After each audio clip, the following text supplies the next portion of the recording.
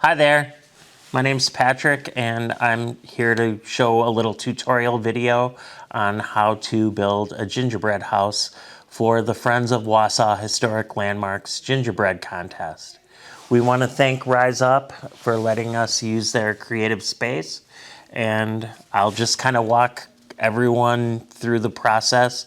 I have some photos here of last year's project that I submitted, and I'll try to explain along the way. Anyone can make a gingerbread house. The first year I entered, it was the very first gingerbread that I'd ever made.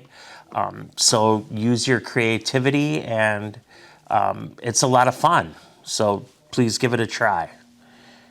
Last year I chose a house at 825 Franklin Street in the Warren District. That is a pretty famous Wausau landmark architecturally.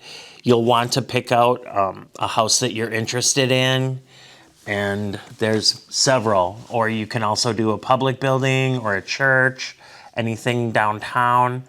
It's great to pick a building that has some architectural details and significance. Before I start, I separate all of my ingredients for making the gingerbread. I choose a recipe that is gingerbread especially for building, so there's no leavening in this particular gingerbread. It's 100% edible, but it comes out of the oven kind of like sheetrock. It's really too tough to chew on. I fire up both of my KitchenAids to make the gingerbread dough. It's quite heavy, and it takes a lot of mixing and stirring. The next thing that I do after I've chosen whichever building I wanted to recreate, I graph it out on graph paper and I build a model of the house. And this gives you some advantages because you can tell if your scale is right, if you have your windows and other details in the right place. And then after I graph it out, I laminate the graph paper pages and I build a 3D model of the house. And here's an example. I have the house with the walls and the roof constructed. If you're lucky, you can find a home that or a building that the owner may share actual blueprints with you. Then you have a perfect scale model. The roof is always the biggest challenge because it's angles and it can take a little bit of figuring out. Here are just some other photos of the scale model. And this is great throughout the course of your whole project because it helps you know if things look right to you and if it has balance and is to scale. The next step is rolling out your gingerbread. It's great to let your gingerbread rest in the fridge a couple of days before you build. I'm not sure why. It's just something I've learned along the way. But then I roll out my gingerbread and cut from my templates. I use a little X-Acto knife to cut out the windows, and I cut on a flat surface and often right on my baking sheet, and I always use parchment. There's an example of the front door after I had finished and was ready for icing. I like to lay everything out as I go and always look at it visually. Make sure that I didn't break a piece. Sometimes you can just fix any broken piece with royal icing. If the house has siding, I'll use fondant. If it's a brick structure, I just like to leave the gingerbread raw, unfrosted, and it just gives it visual detail.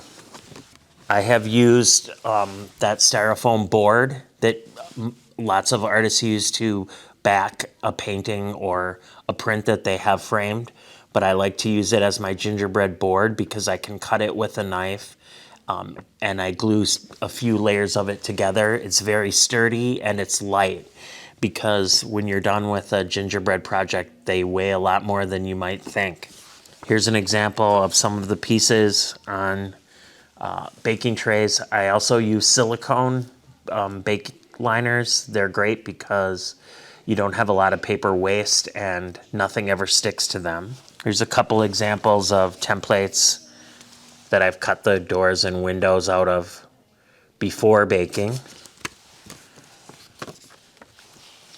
again, applying fondant. And here I've made candy glass windows. I like to use a little bit of yellow and orange food coloring in them because it gives the house a warm glow. So when you light it up in the evening, it has a lot of interest. I think I neglected to mention in this previous photo, I've used a rechargeable LED light, and I just cut a hole in the bottom of my board, and this light will light up the whole gingerbread house. It gives it a little bit of character, and especially in the dark, it gives it a lot of charm. Here's an example of some trees that I created out of using star cookie cutters, and then I just piled them up and used royal icing to glue them together. Here's an example of what the light looks like through the candy glass windows. And although I try to stay true to the home or building that I'm building, I like to put a little bit of character and charm with candy. So this upper balcony is supported by candy canes. And because the chimneys are brick, I left them as raw gingerbread. I construct the walls first and build up from there. So here's an aerial shot of that gingerbread home, looking at the LED light in the middle.